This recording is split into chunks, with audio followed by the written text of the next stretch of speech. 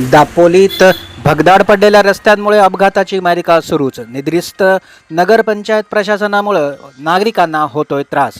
सविस्तर वृत्त.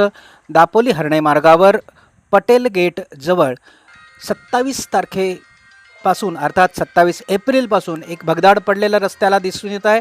याच रस्त्याला याच ठिकाणी 27 एप्रिल रोजी एका रिक्षा टेम्पोचा चाक या भगदाडात अडकून अपघात झाला होता. त्याचीच पुनरावृत्ती आज 9 मे रोजी पुन्हा एकदा झाल्याचे दिसून येतं आहे. या ठिकाणी एक रिक्षा टेम्पो पुन्हा एकदा या रस्त्याला पडलेल्या भगदाडात अडकलेला आपल्याला दिसून येतो आहे. वारंवार अपघात या ठिकाणी होत आहेत. नगरपंचायत प्रशासनाने याकडे दुर्लक्ष केल्यामुळे नागरिकांना, पादचाऱ्यांना, वाहतूकदारांना अतिशय त्रासाला सामोरं जावं लागतं आहे.